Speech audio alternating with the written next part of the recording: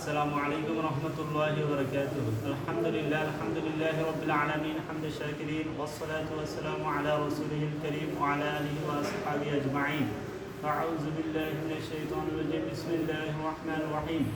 إن الذين آمنوا وعملوا الصالحات لهم جنات تجري من تحتها الأنهار ذلك الفوز الكبير. সদকাল্লাহুল আযীম। প্রিয় সুধী, আজকে আমাদের আলোচনার বিষয় হলো জান্নাতের পরিচয় এবং তার নিয়ামতসমূহ।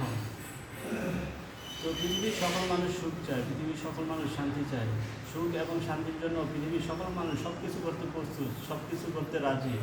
কিন্তু বাস্তবতা হলো কেউ চিরসুখী হতে পারে না এবং কেউ চির শান্তিতে থাকতে পারে না। সুখ আর দুঃখের সমন্বয় হলো দুনিয়া। আপনি যদি চির শান্তিতে থাকতে চান, চিরসুখী হতে চান, তাহলে আল্লাহ তাআলার নিকট জান্নাত প্রার্থনা করুন। কেননা জান্নাতই একমাত্র স্থান যেখানে রয়েছে সুখ আর সুখ, শান্তি আর শান্তি। তো জান্নাত একটি আরবি শব্দ, যার বাংলা হলো উদ্যান বা বাগান। আর জান্নাত বলা হয় এমন একটি স্থানকে যেখানে মানুষ যা চায় তাই করতে পারে। সুবহানাল্লাহ।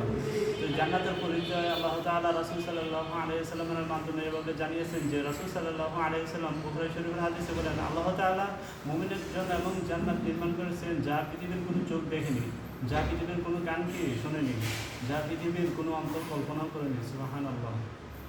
তো পৃথিবীতে থেকে কখনো জান্নাত দেখা বা জান্নাত লাভ করা কি সম্ভব না। তো আল্লাহ তাআলা যেন আমাদেরকে জান্নাত দান করেন, তাহলে কি আমরা অবশ্যই জান্নাতের নিয়ামতসমূহ দেখতে পারবো, সচক্ষে বুঝতে পারবো।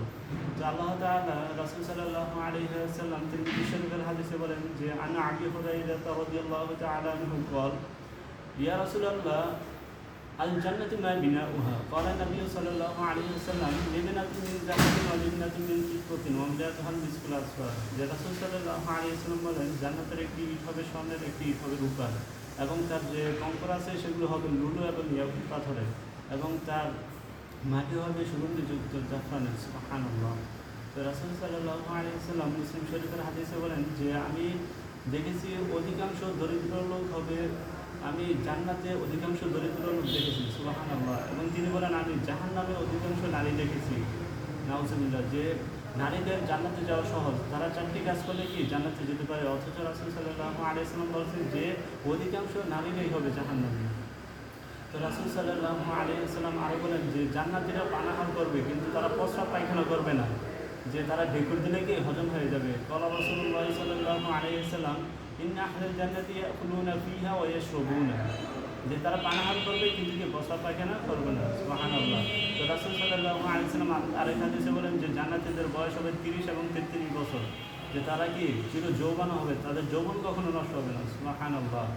তো আমরা তো পৃথিবীতে কি সারা জীবন বেঁচে থাকতে চাই, কিন্তু কি বেঁচে থাকতে পারি না, কারণ আল্লাহ তাআলা বলেন যে কুল্লু নাফসিন যায়িকাতুল মাউত, প্রত্যেকটি প্রাণীকে কি মৃত্যুর স্বাদ গ্রহণ করতে হবে, কিন্তু জান্নাতীরা কখনো মৃত্যুবরণ করবে না। তো আমরা কি দুনিয়াতে কি চাই, আমরা সুস্বাস্থ্য চাই, আমরা যে সবসময় যেন আমরা সুস্থ থাকতে পারি সেই কামনা করি। তো জান্নাতীরা কখনো কি অসুস্থ হবে না। সুবহানাল্লাহ। তো আমরা পৃথিবীতে কী চাই, ধন সম্পদ চাই, সম্মান চাই। তো এই জান্নাতীদেরকে ধন সম্পদ সম্মান দেওয়া হবে। আমরা পৃথিবীতে কী চাই, যে আমরা পৃথিবীতে সুখ শান্তি যাই চাই, কিন্তু কি পৃথিবীতে সব কিছু পূর্ণ হয় না। তো জান্নাতে আমাদেরকে আল্লাহ তাআলা সব কিছু পূর্ণ করে দেবেন। তো আমরা দোয়া করবো আল্লাহ তাআলার জন্য আমাদেরকে জান্নাত দান করেন। ওয়া আখিরু দাওয়ানা আলহামদুলিল্লাহি রাব্বিল আলামিন।